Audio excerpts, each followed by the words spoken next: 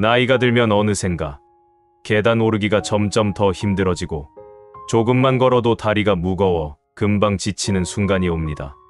나이가 들면 어쩔 수 없지 하며 가볍게 넘기는 분 많으실 거예요. 하지만 그렇게 쉽게 생각하고 방치한다면 조만간 일상생활조차 힘들어질 수 있습니다. 다리는 단순한 이동수단이 아닙니다. 다리는 곧 생명줄이며 삶의 질 그 자체이기 때문이죠. 실제로 노화는 다리에서부터 시작됩니다.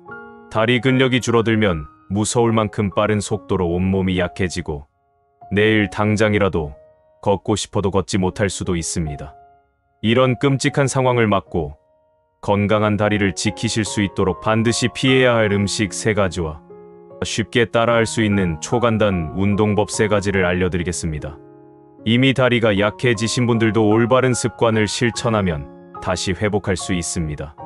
무료로 구독하시고 끝까지 시청해주세요.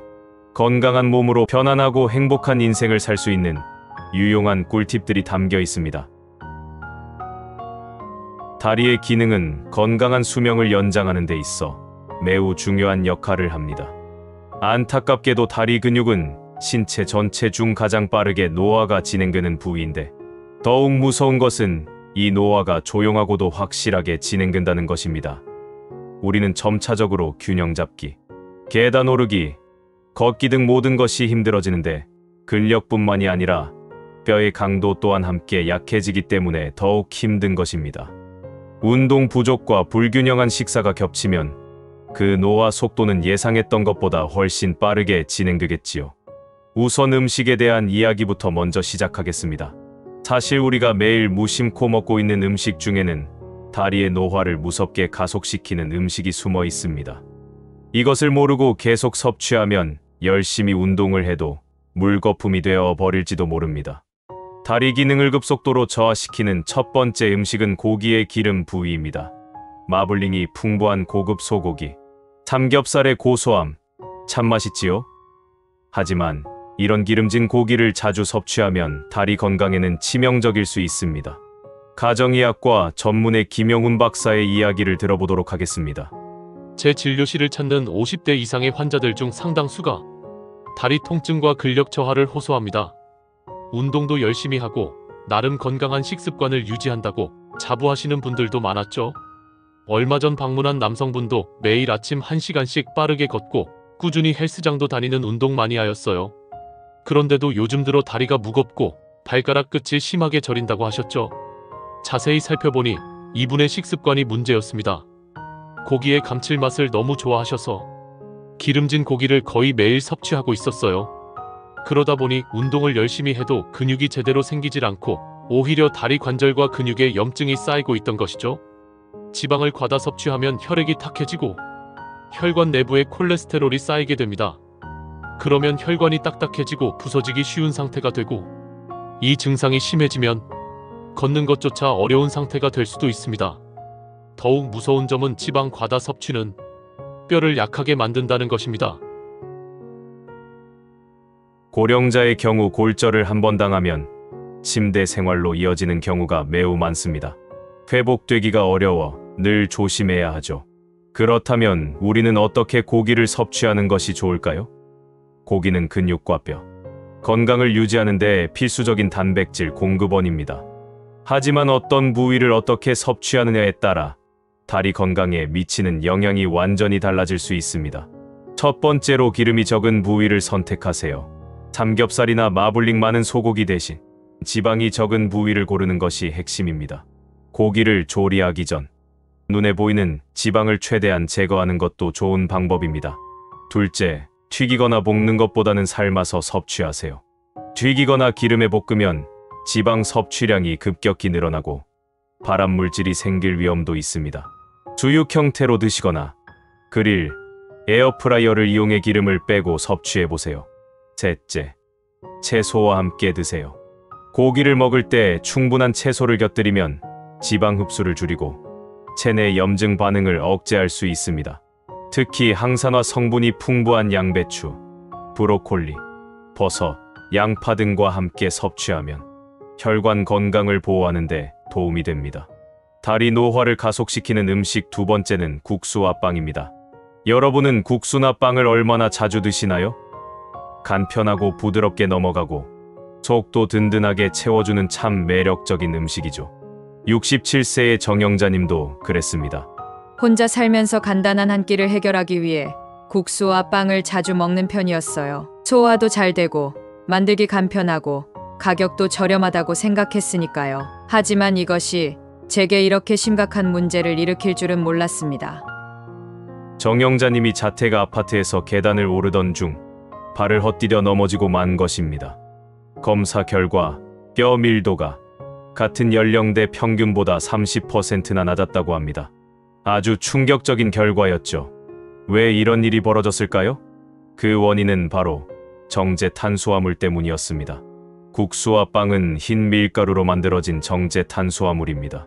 쉽게 말해 탄수화물은 많지만 뼈와 근육에 필요한 영양소는 거의 없는 음식이죠. 오랫동안 섭취하면 근육 손실, 뼈 건강 저하, 혈액순환 문제를 일으킬 수 있습니다.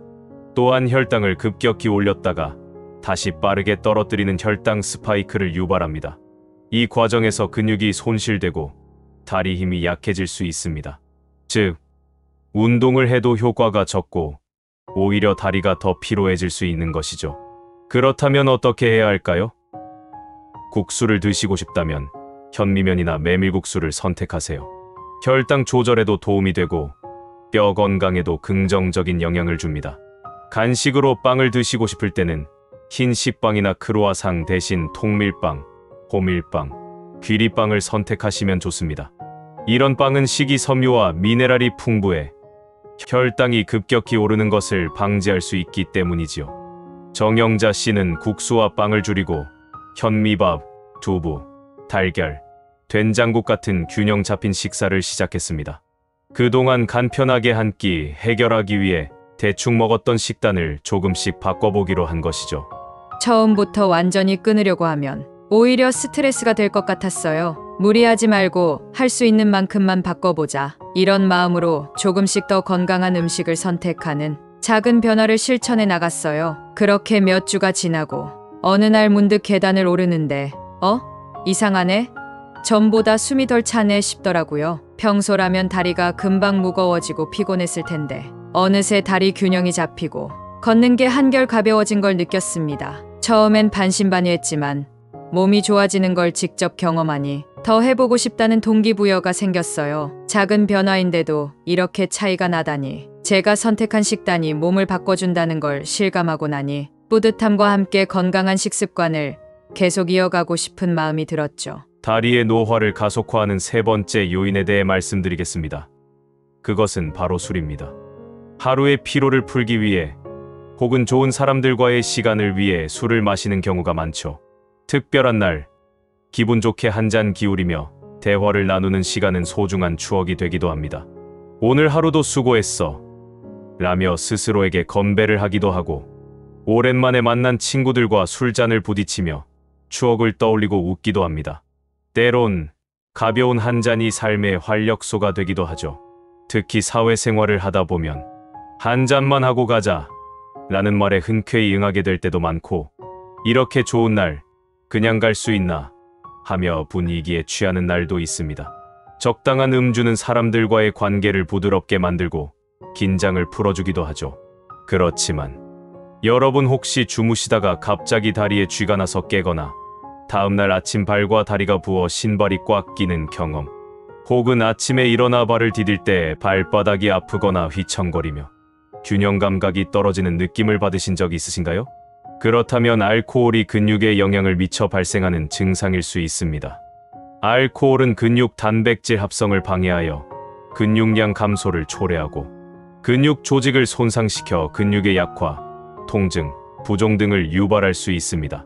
특히 맥주에 다량 함유된 퓨린은 체내에서 요산을 생성하여 관절에 염증을 일으키는 통풍을 유발할 수 있습니다.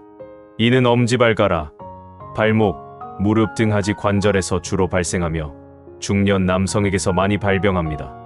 사실 알코올이 근육을 만드는데 치명적이라는 사실은 스포츠 선수들 사이에서는 널리 알려져 술을 전혀 마시지 않는 경우도 많습니다. 그럼 어떻게 하면 좋을까요? 술의 적정 섭취량에 대한 정보는 여러 연구와 권장 사항에 따라 다소 차이가 있지만 일반적으로 다음과 같은 기준이 제시되고 있습니다. WHO 권장 섭취량에 따르면 하루 알코올 10에서 20g 이하가 적당하다고 합니다. 그럼 이게 몇 잔 정도일까요? 소주는 2~3잔, 맥주와 와인은 1잔 정도, 위스키라면 2잔까지가 적당합니다. 운동 직후엔 술을 피하는 게 가장 좋습니다. 그리고 술 한 잔을 마셨다면 물도 한 컵씩 꼭 챙겨 마시는 게 좋습니다. 술을 마시면 몸이 탈수 상태가 되기 쉬운데 이게 바로 다음날 두통과 숙취의 원인이 됩니다. 물을 충분히 마시면 탈수를 막고 다음날 컨디션이 훨씬 좋아지죠. 안주도 중요합니다. 고기, 생선, 치즈 같은 단백질이 풍부한 음식을 함께 먹으면 근손실을 최소화할 수 있습니다. 그리고 마지막으로 잠들기 전엔 술을 마시지 않는 게 좋아요. 적어도 자기 1~2시간 전에는 술을 끊고 숙면을 위한 준비를 해보세요. 잠을 잘 자기 위해 술을 드시는 분들도 계시지만 이건 잘못된 습관입니다. 술을 마시면 처음에는 나른해지고 쉽게 잠드는 것처럼 느껴지지만 사실 깊은 잠을 방해하고 수면의 질을 떨어뜨립니다. 그 결과 밤중에 자주 깨거나 아침에 개운하지 않은 상태로 일어나게 되는 경우가 많죠. 특히 이런 습관이 반복되면 자연스럽게 잠드는 능력이 점점 떨어지고 술 없이는 잠들기 어려운 상태가 될 수도 있습니다.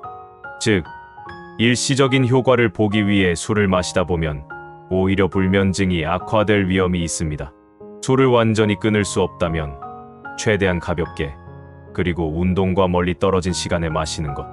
이것만 기억해도 근육을 지키면서도 술을 즐길 수 있습니다. 탄산음료와 과당이 많은 주스도 근육을 약화시키는 주요 원인 중 하나입니다. 운동 후 갈증이 나거나 달달한 음료가 당길 때 무심코 이런 음료를 선택하는 경우가 많죠. 하지만 이 작은 습관이 다리 혈관과 근육 건강에 심각한 손상을 초래할 수 있습니다. 특히 액상과당은 혈관의 염증을 유발하여 손상을 일으킬 위험이 큽니다. 이로 인해 정맥 혈관 속 판막 기능이 저하되면서 혈액 순환이 원활하지 않고 역류나 정체 현상이 발생할 수 있습니다. 더 나아가 혈관에 염증이 생기면 다리 근육에 필요한 산소와 영양분 공급이 제대로 이루어지지 않으며 결국 근육이 급격히 약해지게 됩니다. 나이가 들수록 이러한 영향은 더욱 커집니다. 특히 60세 이후에는 혈관의 회복력이 떨어지기 때문에 작은 손상도 쉽게 회복되지 않고 건강에 더 큰 영향을 미칠 수 있습니다.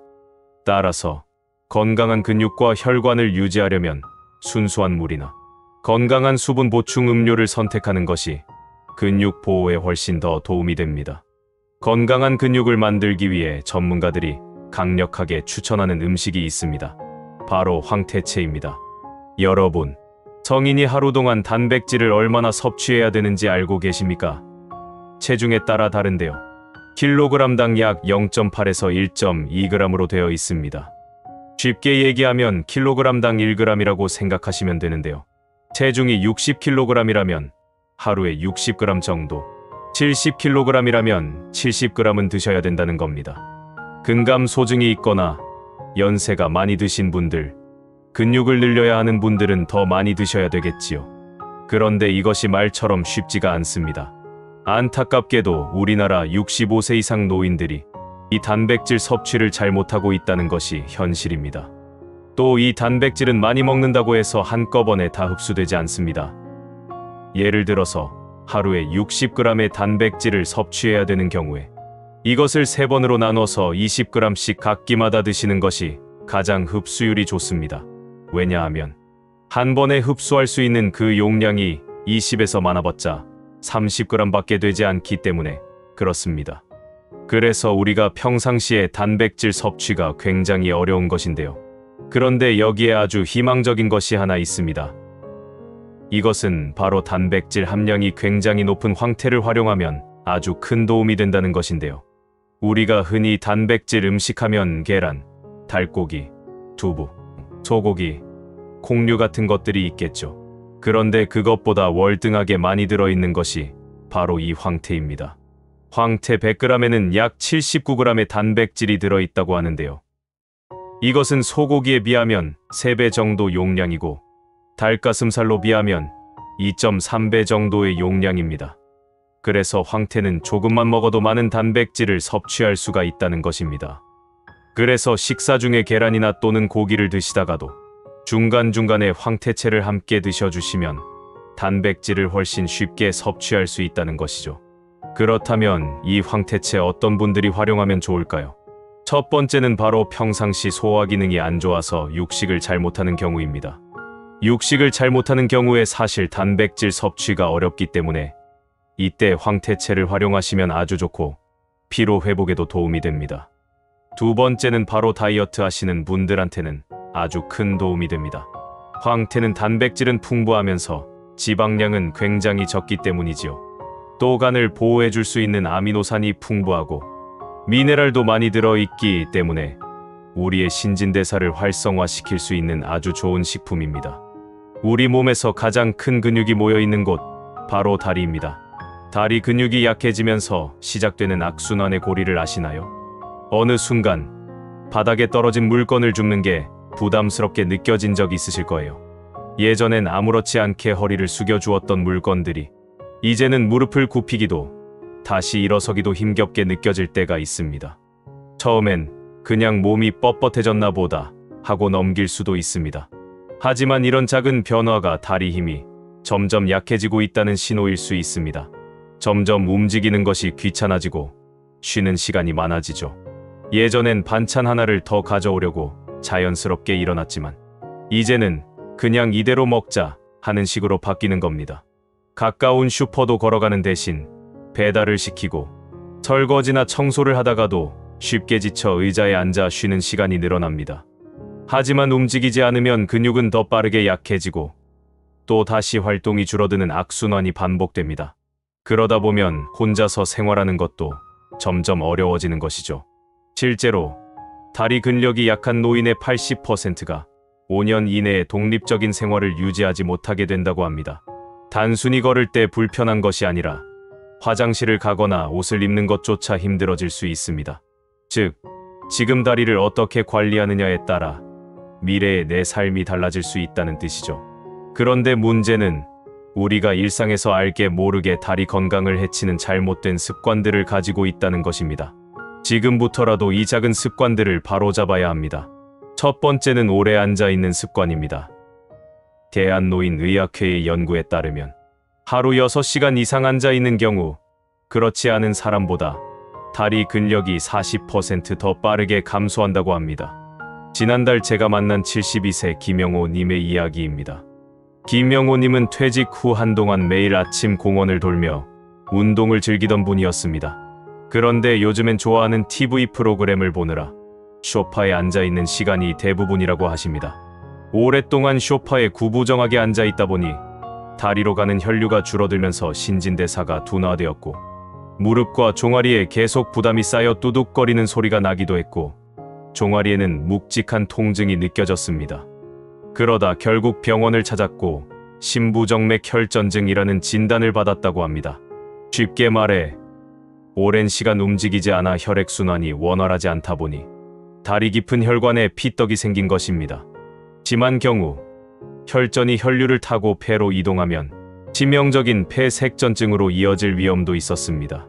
하지만 이런 문제를 예방하는 방법은 간단합니다. TV를 볼 때 광고 시간이 되면 일어나 거실을 한 바퀴 돌고 앉아 있을 때 발목을 돌리거나 다리를 가볍게 들어 올리는 운동을 하면 됩니다. 두 번째로 나쁜 건 다리를 꼬고 앉는 습관입니다. 무릎에도 굉장히 나쁜 습관이죠. 처음에는 별다른 불편함을 못 느낄 수도 있습니다. 하지만 다리를 반복해서 꼬고 앉으면 골반과 척추의 균형이 흐트러지면서 다리에 부담이 쌓이기 시작합니다. 특히 무릎에 불균형한 압력이 가해지면서 장기적으로 연골 손상과 퇴행성 관절염의 원인이 될 수도 있습니다. 정형외과 의사는 자세를 교정할 수 있도록 다음과 같은 방법을 추천하셨습니다. 앉을 때는 양발을 바닥에 나란히 두고 앉는 것이 중요합니다. 허리를 곧게 펴고 등받이를 활용해 바른 자세를 유지해 보세요. 어깨가 펴지고 코어 힘이 강화되는 효과도 볼 수 있습니다.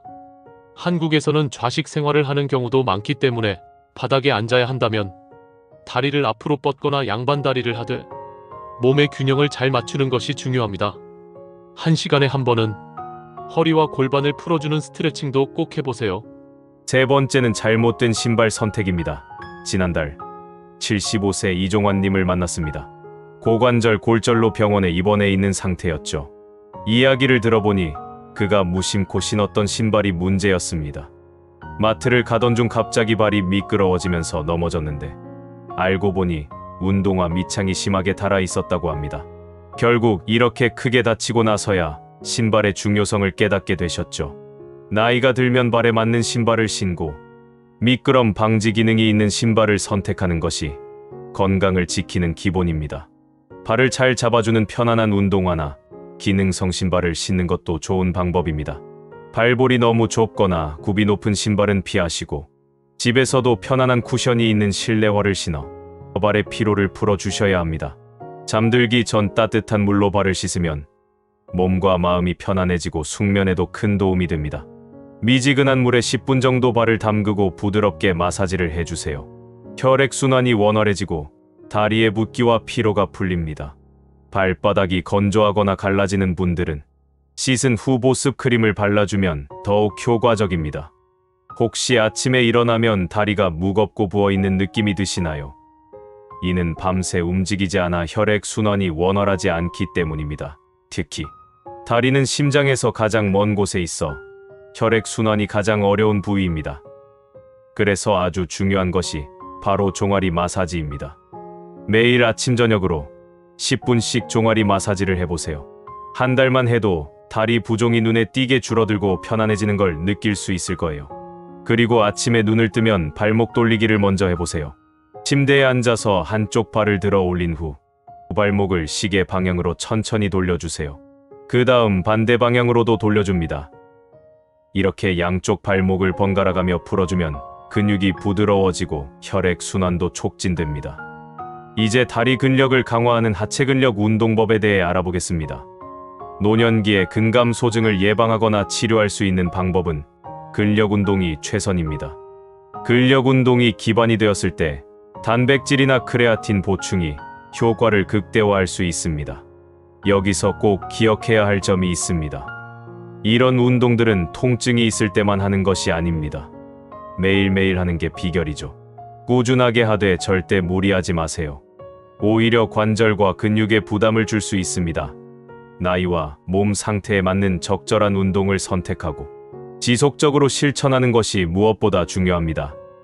집에서도 쉽게 따라할 수 있는 운동들을 알려드리겠습니다. 첫 번째로 의자에서 천천히 일어났다 앉는 운동입니다. 방법은 간단합니다. 의자에 앉아 양발을 어깨 너비로 벌리고 바닥에 단단히 고정하세요. 이제 천천히 일어나면서 허벅지 근육이 긴장되는 것을 느껴보세요. 다시 천천히 앉을 때는 무릎이 발끝보다 앞으로 나가지 않도록 주의하는 것이 중요합니다. 처음에는 5번 정도만 하시다가 점점 익숙해지면 횟수를 늘려보세요. 두 번째로 발 뒤꿈치 들기 운동입니다. 아주 쉽습니다. 의자나 벽을 짚고 서서 균형을 잡으세요. 천천히 발 뒤꿈치를 들어 올려 까치발 자세를 만듭니다. 2에서 3초 유지한 후 천천히 내려놓으세요.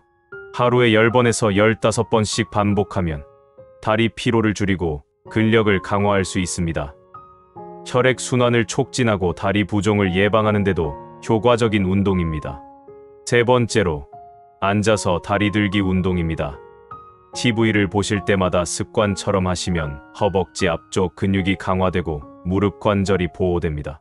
의자에 앉아 허리를 곧게 펴고 발을 바닥에 붙이세요. 한쪽 다리를 천천히 들어 올려 허벅지 근육에 힘을 주고 5초 정도 유지한 후 천천히 내립니다. 반대쪽 다리도 같은 방식으로 반복해 주세요. 만약 운동 중에 통증이 느껴지면 즉시 멈추고 휴식을 취하세요. 조급해 하지 말고 천천히 하는 것이 건강한 다리를 유지하는 비결입니다. 지금까지 다리 노화를 막는 건강관리법에 대해 알아보았습니다. 나이가 들수록 다리 힘이 줄어드는 것은 자연스러운 일이지만 그 속도를 늦추고 오히려 건강한 다리를 되찾는 것은 우리의 선택에 달려 있습니다. 오늘 내용을 정리해 보겠습니다. 첫 번째, 다리 건강을 해치는 습관을 피해야 합니다. 오래 앉아 있는 습관, 다리를 꼬고 앉는 자세, 잘못된 신발 선택. 이런 작은 습관들이 다리 근력을 약하게 만들고 관절과 혈관 건강까지 악화시킬 수 있습니다. 지금이라도 자세를 바르게 하고 틈틈이 움직이며 발에 맞는 좋은 신발을 신는 것이 중요합니다. 두 번째, 식습관을 바꿔야 합니다. 마블링 많은 고기, 국수와 빵 같은 정제 탄수화물, 그리고 술과 탄산음료. 이런 음식들은 다리의 근육과 뼈를 약하게 만들고 혈액순환을 방해해 노화를 앞당깁니다. 대신 단백질이 풍부한 음식, 채소와 건강한 탄수화물을 골고루 섭취해야 합니다. 특히 황태 같은 고단백 식품은 근육 유지에 큰 도움이 됩니다. 세 번째, 근력 운동이 필수입니다. 아무리 좋은 음식을 먹어도 근육을 자극하지 않으면 다리는 점점 약해질 수밖에 없습니다. 의자에서 천천히 일어났다 앉기, 발 뒤꿈치 들기, 앉아서 다리 들기 같은 간단한 운동을 꾸준히 실천하세요. 하루 10분만 투자해도 몇 개월 후에는 눈에 띄는 변화를 경험할 수 있습니다. 다리는 곧 우리의 자유이며 삶의 질 그 자체입니다. 건강한 다리로 더 오래 자유롭게 걷고 스스로 독립적인 삶을 유지하며 행복한 미래를 맞이할 수 있길 바랍니다. 오늘 영상이 도움이 되셨다면 주변 지인들에게도 꼭 공유해 주세요. 좋은 정보는 나누면 더 큰 가치를 가지게 됩니다. 오늘 소개한 내용 하나하나가 건강으로 힘겨워하는 수많은 분들이 일어서는데 큰 희망이 되었으면 합니다. 감사합니다. 노우의 지혜 쉼터였습니다.